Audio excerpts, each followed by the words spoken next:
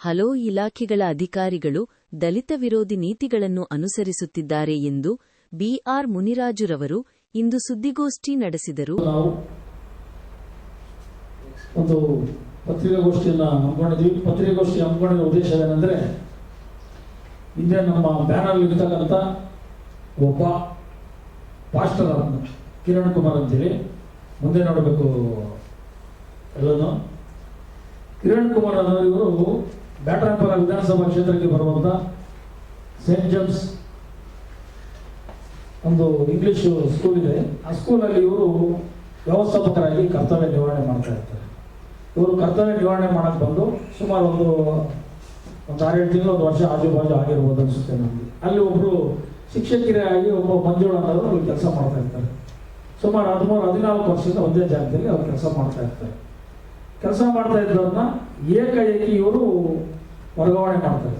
ಇಲ್ಲಿ ಕಾಕ್ಸ್ಟೌನ್ ಆ ಜಾಗವನ್ನು ಬಿಟ್ಬಿಟ್ಟು ಕಾಕ್ಸ್ಟೌನ್ಗೆ ವರ್ಗಾವಣೆ ಮಾಡ್ತಾರೆ. ವರ್ಗಾವಣೆ ಮಾಡೋಂಥ ಸಂದರ್ಭದಲ್ಲಿ ಮುಂಚೆನೇ ಒಂದು 3 ತಿಂಗಳು 4 ತಿಂಗಳು ಅವ್ರು ಮಾಹಿತಿ ಕೊಟ್ಟು ಹಿಂಗೆ ಆಗ್ತಾ ಇದೆ ಮಾಹಿತಿ ಕೊಡಬೇಕಾಗಿ, ಮಾಹಿತಿ ಕೊಡಿದ್ರೆ ಏಕಾಏಕಿ ಒಂದು ನೋಟಿಸು ಕೊಡಲ್ಲ, ಏನು ಕೊಡಲ್ಲ, ವ್ಯವಸ್ಥಿತವಾಗಿ ಅವ್ರನ್ನ ವರ್ಗಾವಣೆ ಮಾಡ್ತಾರೆ. ಆ ವರ್ಗಾವಣೆಯನ್ನು ಯಾಕೆ ಮಾಡಿದ್ರು ಅಂತ ಪ್ರಶ್ನೆ ಕೇಳೋಕ್ಕೆ ಅವರ ಕಚೇರಿಗೆ ಹೋದಂಥ ಸಂದರ್ಭದಲ್ಲಿ ಈ ಕಿರಣ್ ಕುಮಾರ್ ಅಂತ ಪಾಸ್ಟರ್ ಅವಿವೇಕಿ ಒಬ್ಬ ಶಿಕ್ಷಕಿಗೆ ಜಾತಿ ನಿಂದನೆ ಮಾಡಿ ಅವ್ರ ಮೇಲೆ ದೌರ್ಜನ್ಯವೆಸಗಿ ಬಹಳ ಹೀನಮಾನವಾಗಿ ನಡ್ಕೊತಾರೆ ಒಬ್ಬ ಸ್ಕೂಲ್ ಟೀಚರ್ನ. ಇವನೇನಾದರೂ ಸ್ಕೂಲ್ ಟೀಚರ್ ಆಗಿದ್ರೆ ಇವ್ರಿಗೇನಾದ್ರು PhD ಮಾಡಿಕೊಂಡು ಇದೊಂದು ಪ್ರೊಫೆಸರ್ ಆಗಿದ್ದು ಅನುಭವ ಇದ್ದಿದ್ರೆ ಇವರು ಒಬ್ಬ ಶಿಕ್ಷಕರ ಈ ಥರ ಮಾತಾಡ್ತಾ ಇದ್ದ. 13 ವರ್ಷ 14 ವರ್ಷದಿಂದ ಸತತವಾಗಿ ಅದೇ ಶಾಲೆಯಲ್ಲಿ ಮಕ್ಕಳಿಗೆ ವಿದ್ಯಾಭ್ಯಾಸ ಕಲಿಸಿ ಅವ್ರು ಏರ್ಪೋರ್ಟಿಂದ ಸುಮಾರು ಆ ಶಾಲೆಗೆ ಬರಬೇಕಾದ್ರೆ 20-25-30 ಕಿಲೋಮೀಟರ್ ಬಸ್ಗಳಲ್ಲಿ ಬಂದು ವ್ಯವಸ್ಥೆ ಮಳೆ ಏನಿದ್ರೆ ಮಕ್ಕಳು ವಿದ್ಯಾಭ್ಯಾಸ ಕೊಡೋಂಥ ಒಬ್ಬ ಶಿಕ್ಷಕರಿಗೆ ಇವನು ಅವಮಾನ ಮಾಡ್ತಾನೆ. ಇವನಂತ ಅವಿವೇಕಿ ಇವನ ವಿಚಾರದಲ್ಲಿ ನಾವು ಅಮೃತಹಳ್ಳಿ ಪೊಲೀಸ್ ಸ್ಟೇಷನ್ಗೆ ಜೂನ್ 1 ಕಂಪ್ಲೇಂಟ್ ಕೊಟ್ಟರೆ ಇದುವರೆಗೂ ಪೊಲೀಸ್ ಅಧಿಕಾರಿಗಳು ಅವ್ರ ಕಡೆ ಶಾಮೀಲಾಗಿರುವಂಥ ಬಾಲಾಜಿ ಮತ್ತು ಲೋಕೇಶ್ ಅವರ ಮಾತುಗಳು ಕೇಳಿಕೊಂಡು FIR ಮಾಡಲಿಲ್ಲ ಇದುವರೆಗೂ. ಈ ವಿಚಾರದಲ್ಲಿ ನಾನು DCR ಶೆಲೂರು ಕಂಪ್ಲೇಂಟ್ ಕೊಟ್ಟಿದ್ದೀನಿ. ACP, DCP, ಕಮಿಷನರ್ ದೊಡ್ಡವ್ರ ಗಮನಕ್ಕೆ ಕೊಟ್ಟಿದ್ದೀನಿ. ಇದುವರೆಗೂ ಅವನ ಮೇಲೆ FIR ಆಗಲಿಲ್ಲ. ಇವತ್ತು ನಾನು ಪೊಲೀಸ್ ಅಧಿಕಾರಿಗಳಿಗೆ ಮನವಿ ಮಾಡ್ಕೊತಾ ಇದ್ದೀನಿ, ಪೊಲೀಸ್ ಇಲಾಖೆಯ ಕೆಲಸಗಳನ್ನು ನಮ್ಮ ಕೆಲಸಕ್ಕೆ ಮೊದಲು ಬರಬಾರ್ದು. ಪೊಲೀಸ್ ಅಧಿಕಾರಿಗಳಿಗೆ ಏನಾರ ಗೌರವ ಇದೆ, ಕಾನೂನು ಚೌಕಟ್ಟಲ್ಲಿ ಕೆಲಸ ಮಾಡಬೇಕಂತಿದ್ರೆ ನಾವು ಕೊಟ್ಟಿರುವಂಥ ಕಂಪ್ಲೇಂಟನ್ನು ಇಮಿಡಿಯೇಟ್ಲಿ FIR ಮಾಡಬೇಕು. ಆಮೇಲೆ ಅವ್ರನ್ನ ಬಂಧಿಸ್ಬೇಕು. ಆಮೇಲೆ ಆ ಮನುಷ್ಯ ಏನು ಮಾಡ್ತಾವಂದ್ರೆ ಅಲ್ಲಿರ್ತಕ್ಕಂಥ ಸ್ಥಳೀಯವಾಗಿ ಒಬ್ಬ ಪೊಲಿಟಿಷಿಯನ್ ಒಬ್ಬರಿದ್ದಾನೆ, ವಿಲ್ಸನ್ ರೆಡ್ಡಿ, ವಿನೋದ, ಇವರಿಬ್ಬರು ರಾಜಕಾರಣಿಗಳು ಇವರಿಬ್ಬರು ಸೇರ್ಕೊಂಡು ಅವರ ಕುಟುಂಬಸ್ಥರಾದಂಥ ಅಕೌಂಟ್ ಮೇಂಟೆನೆನ್ಸ್ ಒಬ್ಬ ರಾಬರ್ಟ್ ಅಂತಿದ್ದಾನೆ. ಆಮೇಲೆ ಮೇಡಮ್ ಇದ್ದಾರೆ, ಇವತ್ತು HM ಆಗಿದ್ದಾರೆ ಅವರು, ಜಸಿಂತಾ ಅನ್ನೋರು ಮತ್ತು ಮಂಜುಳಾ ಇಬ್ಬರು ಆತ್ಮೀಯ ಸ್ನೇಹಿತರಾಗಿದ್ದರು. ಆದರೆ ಹಣಕ್ಕೋಸ್ಕರ ಇವರು ರೆಡ್ಡಿ ಜನಾಂಗದವರು ಕ್ರಿಶ್ಚಿಯನ್ಗೆ ಪ್ರವರ್ತನೆ ಆಗಿ ಸ್ಕೂಲ್ ಮುಂದಿಟ್ಕೊಂಡು ಇವರು ಲೂಟಿ ಮಾಡ್ತಾವ್ರು ಅಂದರೆ ಮಕ್ಕಳ ಹೆಸರಲ್ಲಿ ನಮ್ಗೆ ನಾಚಿಕೆ ಆಗ್ತಿದೆ. ನೆನ್ನೆ ಗೊತ್ತಾಯ್ತು ನನಗೆ, ಇವರು ಎಲ್ಲ ರೆಡ್ಡಿಗರು ಅಂತೇಳಿ. ಏನು SC STಗಳು ಪ್ರವರ್ತನೆ ಆಗೋದು, ಮತಾಂತರ ಆಗೋದು ನಾನು ನೋಡಿದ್ದೀನಿ. ರೆಡ್ಡಿಗೂ ಮತವಾಂತರ ಒಂದು ಈ ಥರ ದುಡ್ಡುಗೋಸ್ಕರ ಈ ಮಕ್ಕಳನ್ನ ಮುಂದಿಟ್ಕೊಂಡು ಕೋಟಿ ಲೂಟಿ ಮಾಡ್ತಾರೆ ಅಂತ ನನಗೆ ನಾಚಿಕೆ ಆಗ್ತದೆ. ಈ ವಿಚಾರ ಕೇಳ್ತಾ ಇದ್ದಾರೆ ನಿನ್ನೆಯಿಂದ. ಆಮೇಲೆ ನಾನು ಇದು ವಾಟ್ಸಪ್ ಮೂಲಕ ಇವ್ರದ್ದು ಹೋರಾಟ ಮಾಡ್ತೀನಿ ಅಂತ ಹೇಳಿದ್ರೆ ಸುಮಾರು ಜನ ಒಂದು 10-15 ಜನ ನನಗೆ ಫೋನ್ ಮಾಡಿ ಬೆದರಿಕೆ ಆಗ್ತವೆ. ಆಮೇಲೆ ಏನಿದು ಮಾಡ್ತಾ ಇದ್ದೀರಿ ಅಂತ ಹೇಳ್ತಾರೆ. ನನಗೆ ಯಾಕೆ ಬೆದರಿಕೆ ಆಗ್ತಾರೆ, ಏನು ವಿಚಾರಗಳು? ಈ ವಿಚಾರ ನಾನು ಶೋಭಾ ಕಾಂತೇಜ್ ಮೇಡಮ್ ಅವ್ರಿಗೂ ಹೇಳಿದ್ದೀನಿ, ಆಮೇಲೆ ಎಲ್ಲರಿಗೂ ಹೇಳಿದ್ದೀನಿ. ಆಮೇಲೆ ಲೋಕಲ್ ಇರ್ತಕ್ಕಂಥ ಎಷ್ಟು ಜನ ನಮ್ಗೆ ಸಚಿವರುಗಳಿದ್ದಾರೋ ಎಲ್ಲ ಸಚಿವರು ಗಮನಕ್ಕೂ ತಂದಿದ್ದೀನಿ. ಇವ್ರ ಜೊತೆಯಲ್ಲಿ ಕೈ ಜೋಡಿಸ್ತಕ್ಕಂಥ ಇವರು ವಿನೋದು ಮತ್ತು ಆಮೇಲೆ ವಿಲ್ಸನ್ ರೆಡ್ಡಿ ಅವರ ತಂಗಿ ಆದಂಥ ಜಸ್ಮಿನ್ ಅನ್ನೋರು ಕಾಲೇಜ್ ಟೀಚರ್ ಆಗಿದ್ದಾರೆ ಟೆಂಪ್ರವರಿಯಾಗಿ. ಅವ್ರನ್ನ ಪರ್ಮನೆಂಟ್ ಮಾಡಿದ್ದಾರೆ 5 ವರ್ಷದಿಂದ. ಆಮೇಲೆ ಪವಿತ್ರ ಅನ್ನೋರು, ಚೈತ್ರ, ಇವಿಷ್ಟು ಜನ ಸೇರಿಕೊಂಡು ಅಲ್ಲಿ ಮಂಜುಳಾ ಅನ್ನೋರಿಗೆ ಇಲ್ಲ ಸಲ್ಲದ ಆರೋಪಗಳನ್ನ ಅವ್ರ ಮೇಲೆ ಹೊರಿಸಿ ಅವ್ರನ್ನ ಏಕಾಏಕಿ ಅವ್ರನ್ನ ಒಬ್ಬ ಜಾತಿಯವರು SC ಅನ್ನೋಗೋಸ್ಕರನೇ ಅವ್ರನ್ನ ಅಲ್ಲಿಂದ ಆಚೆ ಹಾಕಕ್ಕೆ ವ್ಯವಸ್ಥೆ ಮಾಡ್ತಾ ಇದ್ದಾರೆ. ಆದರೆ ಈ ವಿಚಾರದಲ್ಲಿ ಸಂಬಂಧಪಟ್ಟಂಥ BO ಅವರಿಗೆ, DDP ಅವರಿಗೆ, ಆಯುಕ್ತರಿಗೆ, ಸಚಿವರು ಹಿಂದೆ ಇದ್ದಂಥ ಮಧು ಬಂಗಾರಪ್ಪನವರು ಸಚಿವರಿದ್ದರು, ಅವ್ರಿಗೂ ನಾನು ಮಾಹಿತಿಗಳು ಕೊಟ್ಟರು, ಮನವಿಗಳು ಕೊಟ್ಟರು ಇವ್ರ ಮನೆಯಲ್ಲಿ ಸ್ಪಂದಿಸಿಲ್ಲ ಅಂತ ಇವ್ರಿಗೆ ಏನು ಮಾಡಬೇಕು ನಾವು? ಇವ್ರಿಗೆಲ್ಲ ಶಾಲೆಗಳನ್ನು ತೆರೆಯಲು ಅನುಮತಿ ಕೊಟ್ಟಂಥ ಈ ಭ್ರಷ್ಟ ಶಿಕ್ಷಣ ಕ್ಷೇತ್ರದ ಅಧಿಕಾರಿಗಳಾದ ಯಾರಿದಾರ ಕೇರ್ ಪ್ರೋಮ್ನ ಈಗ BO ಇಮಿಡಿಯೇಟ್ಲಿ ಅವ್ರು ಉಚ್ಚಾಟನೆ ಮಾಡಬೇಕು. ನಂತರ ಬಂದು DDP ಅವ್ರನ್ನ ಉಚ್ಚಾಟನೆ ಮಾಡಬೇಕು. ಆಯುಕ್ತ ಶಿಕ್ಷಣ ಆಯುಕ್ತರನ್ನ ಅವನನ್ನು ಉಚ್ಚಾಟನೆ ಮಾಡಬೇಕು. ಇವ್ರನ್ನೇನ ಉಚ್ಚಾಟನೆಯನ್ನ ಮಾಡಿ ವರ್ಗಾವಣೆ ಮಾಡಿ ಇವ್ರ ಮೇಲೆ ಕ್ರಿಮಿನಲ್ ಮೊಕದ್ದಮೆಗಳನ್ನು ಹೂಡಿಲ್ಲ ಅಂದ್ರೆ 10ನೇ ತಾರೀಕು ಬೃಹತ್ ಹೋರಾಟವನ್ನು ಫ್ರೀಡಂ ಪಾರ್ಕ್ನಲ್ಲಿ ಮಾಡ್ತಾ ಇದ್ದೀವಿ. 100% ಮಾಡ್ತೀವಿ. ಆನಂತರ ಬೆಂಗಳೂರು ನಗರ ಜಿಲ್ಲೆಯಲ್ಲಿ ಇವತ್ತೇನು ಕೃಷ್ಣ ಬೈರೇಗೌಡ ಉಸ್ತುವಾರಿ ವಹಿಸ್ಕೊಂಡವ್ರ, ಕೃಷ್ಣ ಬೈರೇಗೌಡ್ರೆ ನಿಮ್ಗೊಂದು ಕಿವಿ ಮಾತು ಹೇಳಿರ್ತೀನಿ, ಎಲ್ಲೆಲ್ಲಿ ಕ್ರಿಶ್ಚಿಯನ್ ಸ್ಕೂಲ್ ಇದಾವ ಆ ಸ್ಕೂಲ್ ದಾಖಲಾತಿಗಳನ್ನ ನೀವು ಸರ್ಕಾರಕ್ಕೆ ಒಪ್ಪಿಸ್ಬೇಕು. ಯಾಕಂದ್ರೆ 1 ಎಕರೆ ಜಾಗ ಇದ್ರೆ ಈ ಕ್ರಿಶ್ಚಿಯನ್ ಸ್ಕೂಲಲ್ಲಿ 2-2 ಎಕರೆ 3-3 ಎಕರೆ ಜಾಗಗಳನ್ನ ಒತ್ತುವರಿ ಮಾಡ್ಕೊಂಡು ಸರ್ಕಾರಕ್ಕೆ ಕಂದಾಯ ಕಟ್ತೀರಾ, ಟ್ರಸ್ಟ್ಗಳು ಮಾಡ್ಕೊಂಡು ಕ್ಲಸ್ಟರ್ಗಳು ಮಾಡ್ಕೊಂಡು ಜನರಿಗೆ ತೊಂದರೆ ಕೊಡ್ತಾವ್ರೆ. ಆಮೇಲೆ ಇವಾಗ ಸರ್ಕಾರ ಹೇಳಿದೆ ಯಾವತ್ತು ಖಾಸಗಿ ಶಾಲೆ ಇದೆಯೋ ಆ ಶಾಲೆಯಿಂದ 3 ಶಾಲೆಗಳನ್ನ ದತ್ತಕ್ಕೆ ತಗೋಬೇಕಂತೇಳಿ. ಇನ್ನು ಆತ ಇವ್ರಿಗಿನ್ನೂ 2 ದತ್ತಿಗೆ ಎಕ್ಸ್ಟ್ರಾ ತಗೊಳಕ್ ಇದು ಮಾಡಿ. ಕ್ರಿಶ್ಚಿಯನ್ ಸ್ಕೂಲ್ ಬೆಂಗಳೂರು ನಗರ ಜಿಲ್ಲೆಯಲ್ಲಿ ಎಷ್ಟು ಸ್ಕೂಲ್ಗಳಿದೆಯಾ? ಬೆಂಗಳೂರು ನಗರ ಜಿಲ್ಲೆಗೆ 5 ತಾಲೂಕು ಬರ್ತದೆ. Anekal taluk, KR Puram taluk, Bengaluru north, south, Yelahanka 5 ತಾಲೂಕುಗಳಲ್ಲಿ ಎಷ್ಟು ಕ್ರಿಶ್ಚಿಯನ್ ಸ್ಕೂಲ್ಗಳು ಕಾಲೇಜ್ಗಳಿದಾವ ಎಲ್ಲಾ ಜಾಗಗಳನ್ನು ಒತ್ತುವರಿ ಮಾಡಿರುವಂತಹ ಜಾಗಗಳನ್ನ ತೆರವುಗೊಳಿಸಿ. ಆಮೇಲೆ ಎಷ್ಟು ಚರ್ಚ್ಗಳಿದಾವ ಆ ಚರ್ಚ್ಗಳಲ್ಲಿ ಕಾನೂನು ಚೌಕಟ್ಟಲ್ಲಿ ಎಷ್ಟಕ್ಕೆ ಎಷ್ಟು ಅಡಿಗಳನ್ನ ನೀವು ಕಟ್ಟಾಗಿ ವ್ಯವಸ್ಥೆ ಮಾಡಿದ್ದೀರಾ, ಕ್ಲೀನ್ ಆಗಿ ನೀವು ಕಾನೂನು ಚೌಕಟ್ಟಲ್ಲಿ ಕೊಟ್ಟಿದ್ದೀರಾ. ಪ್ರತಿಯೊಂದು ಚರ್ಚ್ಗಳ ವಿರುದ್ಧವಾಗಿ ನೀವು ತನಿಖೆ ನಡೆಸಬೇಕು.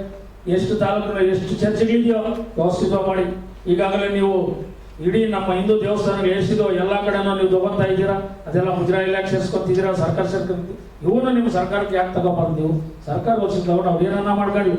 ಇವತ್ತು ನಾವು ಹಿಂದೂ ಜನಾಂಗದವ್ರು ಹಿಂದೂ ದೇವ್ರಿಗೆ ಇದು ಮಾಡ್ತೀವಿ, ಕೆಲವು ಕ್ರಿಶ್ಚಿಯನ್ರು ದೇವ್ರಿಗೆ ಅವ್ರು ಇದು ಮಾಡ್ತಾರೆ, ಕೆಲವು ಮುಸ್ಲಿಮ್ ಅವ್ರವ್ರು ಇದು ಅವ್ರು ಏನೋ ಮಾಡ್ಕೊಳ್ಳಿ. ಅದ್ರ ವಿಚಾರದಲ್ಲಿ ನಾವಿದ್ರು ನೀವೇನೇ ಮಾಡ್ಬೇಕಾದ್ರೂ ಯಾವುದೇ ವಿಚಾರದಲ್ಲಿ ಕಾನೂನು ಚೌಕಟ್ಟಲ್ಲಿ ಪ್ರತಿಯೊಬ್ಬರಿಗೂ ನೀವು ಅನುಮತಿ ಕೊಟ್ಟಿದ್ದೀರಾ, ಅನುಮತಿ ಬದಲಬೇಕು. ಈಗ ನೀವು RSS ಅವ್ರನ್ನ ಕೇಳ್ತಾ ಇದ್ರು ಅನುಮತಿ ತಗೋಬೇಕಂತ ಕೇಳ್ತಾ ಇದ್ದೀರಲ್ಲ, ಅದೇ ರೀತಿ ಪ್ರತಿಯೊಂದನ್ನು ಡಾಕ್ಟರ್ ಬಾಬಾ ಸಾಹೇಬ್ ಅಂಬೇಡ್ಕರ್ ಅವರ ಸಂವಿಧಾನದ ಅಡಿಯಲ್ಲಿ ಪ್ರತಿಯೊಂದು ಕೆಲಸ ನಾನು ಮಾಡಿ.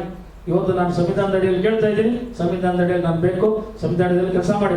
ಯಾಕಂದ್ರೆ ನೀವು ಸಂವಿಧಾನದ ಅಡಿಯಲ್ಲೇ ಬಂದಿದ್ದೀರಾ, ಸಂವಿಧಾನದ ಅಡಿಯಲ್ಲಿ ಒಬ್ಬರು ಸಚಿವರಾಗಿದ್ದೀರಾ. ಇವತ್ತು ಬೆಂಗಳೂರು ನಗರ ಜಿಲ್ಲೆದಂತ ಎಲ್ಲ ವ್ಯಾಪಾರಸ್ಥರನ್ನ ಅವ್ರಿಗೆ ಒಂದು ಮುಂಜಾಗ್ರತವಾಗಿ 1-2 ತಿಂಗಳು 3 ತಿಂಗಳು ಅವಕಾಶ ಕೊಟ್ಟು ತಿರುಗೊಳಿಸಬೇಕಾಯ್ತು. ಅದ್ರ ಕಾನೂನು ಚೌಕಟ್ಟಲ್ಲಿ ನೀವು ಹೇಳ್ತಾ ಇದ್ದೀರಾ ಅಪಘಾತಗಳಾಗ್ತಾ ಇದೆ ಅಂತೇಳಿ ಮಾಡಿ. ಅವ್ರಿಗೂ ಸಹ ಪರಿಹಾರ ವ್ಯವಸ್ಥೆಗಳನ್ನು ತಕ್ಷಣದಲ್ಲೇ ಮಾಡಿ ಅಂತೇಳಿ ನಾನು ಕೇಳ್ಕೊತಾ ಇದ್ದೀನಿ. ಇವತ್ತು ಮಾರ್ಕೆಟ್ಗಳಿತ್ತು, ಸಿಂಗೇನಗರಕ್ಕೆ ಸ್ಥಳಾಂತರ ಮಾಡಿದ್ರಿ.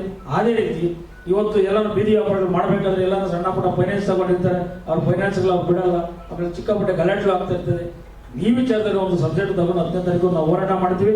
10ನೇ ತಾರೀಕು ಒಳಗಡೆ ಈ ಬೆಂಗಳೂರು ನಗರ ಜಿಲ್ಲಾ ವ್ಯಾಪ್ತಿಯಲ್ಲಿ 28 ವಿಧಾನಸಭಾ ಕ್ಷೇತ್ರಗಳಲ್ಲಿ ಎಲ್ಲೆಲ್ಲಿ ಬೀದಿ ವ್ಯಾಪಾರಿಗಳಿದ್ರೋ, ಎಲ್ಲೆಲ್ಲಿ ಯಾರ್ಯಾರು ತೆರವುಗೊಳಿಸಿದ್ರು ಆಯಾ ಭಾಗದಲ್ಲಿ ಯಾವ್ದಾರು 1 ಎಕರೆ 2 ಎಕರೆ ನೀವೇ ಸರ್ಕಾರಿ ಜಾಗದಲ್ಲಿ ತಗೊಂಡು ಒಂದು ಸೊಸೈಟಿ ತರ ಮಾಡ್ಕೊಂಡು ಒಂದು ಮಾರ್ಕೆಟ್ ತರ ನೀವೇ ಮಾಡ್ಕೊಂಡು ಅದಕ್ಕೆ ಒಂದು ನಿಗದಿ ಅಂತ ಮಾಡಿ ಈ ಗ್ರಾಮ ಪಂಚಾಯತಿಗಳಲ್ಲಿ ನೀವು ಹ್ಯಾಂಡ್ ಓವರ್ ತಗೊಂಡು ಒಂದು ಅಂಗಡಿಗಳೆಲ್ಲ ಮಾಡಿ ಬಾಡಿಗೆ ಕೊಡ್ತೀವಿ. ಆ ರೀತಿ ಮಾಡಿ ವ್ಯವಸ್ಥಿತ ಮಾಡಿ. ಅದಕ್ಕೆಲ್ಲ ನಾವೇನು ಸರ್ಕಾರ ವಿರುದ್ಧವ್ರು ನಾವು ಯಾವ್ದು ನಾವು ಬರಲ್ಲ. ನಾವು ಒಟ್ಟಿನಾಗ ಏನೇ ಸರ್ಕಾರದ ಕೈಗೊಂಡ್ರು ಒಳ್ಳೆ ರೀತಿಯಲ್ಲಿ ತೀರ್ಮಾನ ತಗೋಬೇಕು ಅಂತೇಳಿ ಅದಕ್ಕೂ ವಿಚಾರ ಹೇಳ್ತೀವಿ. ಈ ಒಂದು ವಿಚಾರದಲ್ಲಿ ಈ ಕಿರಣ್ ಕುಮಾರ್ ಅಂತ ಏನೇನಿದಾನೋ ಈ ಶಿಕ್ಷಣ ವಿಚಾರದಲ್ಲಿ ಇವನ್ನ ಉಚ್ಚಾಟನೆ ಮಾಡಿ ಇಮಿಡಿಯೇಟ್ಲಿ ಆ ಶಾಲೆಯಿಂದ ಆಚೆ ಓಡಿಸಲಿಲ್ಲ ಅಂದ್ರೆ ಅವನ್ನ ವಿರುದ್ಧವಾಗಿ ನಾವು 10ನೇ ತಾರೀಕು ಒಂದು ಬೃಹತ್ ತಪ್ಪೆ ಚಳವಳಿ ನಂಬ್ಕೊಂಡಿದ್ವಿ. ಯಾವುದೇ ಕಾರಣಕ್ಕೂ ಹೋರಾಟ ನಿಲ್ಲಿಸೋ ಜಾಗದೇನಿಲ್ಲ. ಆಮೇಲೆ ನನ್ನ ಆತ್ಮೀಯ ಸ್ನೇಹಿತರು ಸುಮಾರು ಜನ ಕ್ರಿಶ್ಚಿಯನ್ಸ್ ಎಲ್ಲ ಇರ್ತಾರೆ, ಅವರನ್ನು ಏನನ್ನ ಈ ತರ ಇದು ಮಾಡ್ಬೋದು ಅಂತ ಕೇಳ್ಬೋದು. ನಾವು ಕೇಳೋದಷ್ಟೇ ಏನೇ ಇದು ಮಾಡಿದ್ರೆ ನಾವು ಒಳ್ಳೆತನಕ್ಕೆ ನಾವು ಹೋಗ್ತೀವಿ, ಕೆಟ್ಟದ್ಗ 100% ನಾವು ಬರಲ್ಲ. ಅವರು ಒಬ್ಬನ ಶಿಕ್ಷೆಗೆ ಮೇಲೆ ಗಲಾಟೆ ಮಾಡೋದು ದೌರ್ಜನ್ಯ ಸಿರೋದು ಕೆಲವು ಸಾಕ್ಷಿಗಳು ಹೇಳಿದ್ರು. ನಾವು ಹೋಗಿದ್ದಾಗ ನಮ್ಮ ಮೇಲೆ ದೌರ್ಜನ್ಯ ಮಾಡೋದು, ನಾನು ಅದ್ರ ಬಗ್ಗೆ ಇದು ಮಾಡಲಿಲ್ಲ. ಅವರೇ ಮಾತಾಡೋದಂತ ಅವರೇ ಕಚೇರಿದ್ದಂತ CC ಕ್ಯಾಮ್ರಾ ಇದೆ, CC ಕ್ಯಾಮ್ರಾನ ವೀಕ್ಷಣೆ ಮಾಡಿ ವಸ್ತುತ್ವ ನೋಡ್ಕೊಳ್ಳಿ.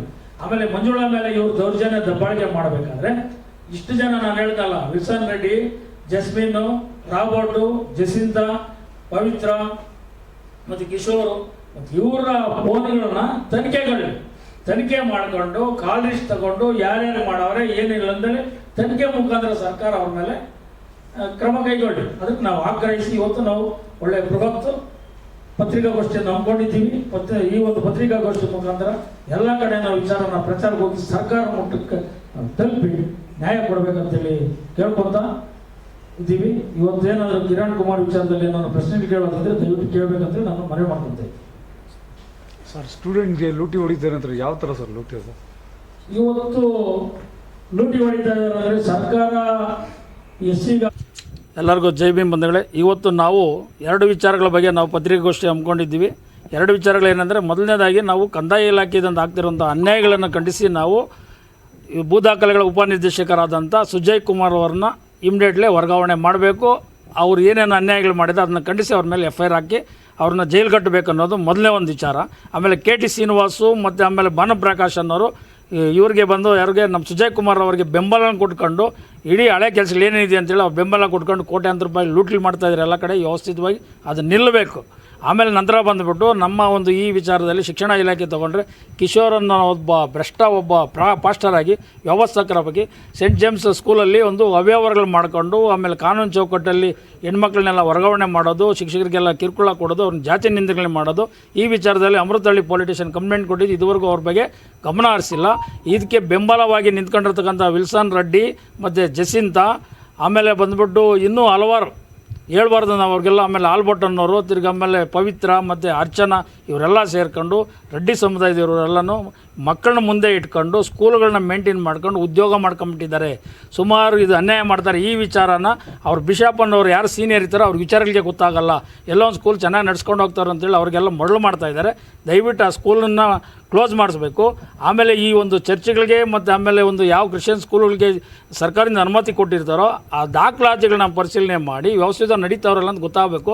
ಆಮೇಲೆ ಸರ್ಕಾರದ ಕಾನೂನನ್ನು ಉಲ್ಲಂಘಿಸಿ ಮಕ್ಕಳ ಹತ್ರ ಹೆಚ್ಚಿನ ರೀತಿಯಲ್ಲಿ ಡೊನೇಟ್ ಕನೆಕ್ಷನ್ ಮಾಡ್ತಾರೆ. ನಮ್ಮ ಹಿಂದೂಗಳವರು ಯಾರನ್ನು ಕ್ರಿಶ್ಚಿಯನ್ ಸ್ಕೂಲ್ಗೆ ಸೇರಬಾರ್ದು, ಸೇರೋಕ್ಕೆ ಹೋಗ್ಬೇಡಿ. ಯಾಕಂದರೆ ಇವರು ಈ ಥರ ನಮ್ಮ ದುಡ್ಡನ್ನ ತೊಗೊಂಡು ಸರ್ಕಾರದ ಸವಲತ್ತುಗಳನ್ನ ಅವ್ರು ಪಡ್ಕೊತಾರೆ. ಆಮೇಲೆ ಅವ್ರಿಗೆ ಯಾವುದೇ ಕಾರಣಕ್ಕೂ ನೀವು ಮತಾಂಧ ಹೊಂದಿರೋರಿಗೆ ಬಾಲಕೃಷ್ಣ ಆಯೋಗ ಅಂತೇಳಿ ಸುಪ್ರೀಂ ಕೋರ್ಟಲ್ಲಿ ಒಳ್ಳೆ ಜಡ್ಜ್ಮೆಂಟ್ ಕೊಡ್ತಾರೆ. ಆ ಜಡ್ಜ್ಮೆಂಟ್ ಅಡಿಯಲ್ಲೇ ನಡಿಬೇಕಂತ ಹೇಳ್ತಾ ಈ ಪತ್ರಿಕಾಗೋಷ್ಠಿ ಮುಖಾಂತರ ನಾವು ಹೇಳಿಕೆಗಳನ್ನು ಕೊಡ್ತಾಯಿದ್ವಿ. ಸುಜಯ್ ಕುಮಾರ್ನ ಜೈಲು ಕಟ್ಟಬೇಕು. ಆಮೇಲೆ ಅಮೃತಹಳ್ಳಿ ಪೊಲೀಸರು ಇಮಿಡಿಯೇಟ್ಲಿ ಲೋಕೇಶು ಮತ್ತು ಆಮೇಲೆ ಇನ್ನೊಬ್ಬರು ಬಾಲಾಜಿ ಅಂತಾರೆ ಅವ್ರನ್ನ ಸಸ್ಪೆಂಡ್ ಮಾಡಬೇಕು. ಯಾಕಂದರೆ ನಾವು ಒಬ್ಬ ಅಂಬರೀಷ್ ಅಂತ ಒಬ್ಬ ಸರ್ಕಲ್ ಇನ್ಸ್ಪೆಕ್ಟರ್ ಅವ್ರು ಎಲ್ಲಿಗೆ ಹೋದ್ರು ಅಂತೇಳಿದ್ರೆ ಅವ್ರು ದುರಂಕರವಾಗಿ ಹೇಳ್ತಾರೆ ಮನೆಗೆ ಹೋದ್ರಿ ಅಂತೇಳಿ ಒಬ್ಬ ಪೊಲೀಸ್ ಅಧಿಕಾರಿನ ತಿರಸ್ಕರಿಸಿರೋದು ಖಂಡಿಸ್ತೀವಿ. ಇದು ಆ ಇಬ್ಬರು ಪೊಲೀಸ್ ಅಧಿಕಾರಿನ ACP ಅವರು ಮತ್ತು DCP ಅವರು ಇವತ್ತು ಚಂದನ್ ಕುಮಾರ್ ಅಂತ ಒಳ್ಳೆ ಆಫೀಸರ್ ಬಂದವ್ರೆ, ಮಿಥುನ್ ಕುಮಾರ್ ಅಂತೇಳಿ DCP ಸಾಹೇಬರಿದ್ದಾರೆ. ಆಮೇಲೆ ಇವರು ಭಾಳ ಯಶಸ್ವಿಯಾಗಿ ಕೆಲಸಗಳು ಮಾಡ್ಕೊಂಡು ಹೋಗ್ತಾರೆ. ಇವ್ರಿಗೆ ಎಲ್ಲ ಅನ್ಯಾಯ ಆಗಿದೆ, ವ್ಯವಸ್ಥೆ ಖಂಡಿಸಬೇಕು. ಇದೆಲ್ಲ ವ್ಯವಸ್ಥಿತವಾಗಿ ಆಗಬೇಕಂತೇಳಿ ನಾನು ಕೇಳ್ಕೊಳ್ತಾ ಈ ಪತ್ರಿಕಾಗೋಷ್ಠಿ ಮುಖಾಂತರ ನಾನು ವಿಚಾರನ ಪ್ರಚಾರಗೊಳಿಸ್ತೇನೆ. ಸರ್, ನಮ್ಮ ಹೆಸರು BR ಮುನಿರಾಜು, ರಾಷ್ಟ್ರೀಯ ಅಧ್ಯಕ್ಷರು ಜೈ ಭೀಮ್ ಅಖಿಲ ಭಾರತ ದಲಿತ ಕ್ರಿಯಾ ಸಮಿತಿ. ಜೈ ಭೀಮ್. ಸೆಕೆಂಡ್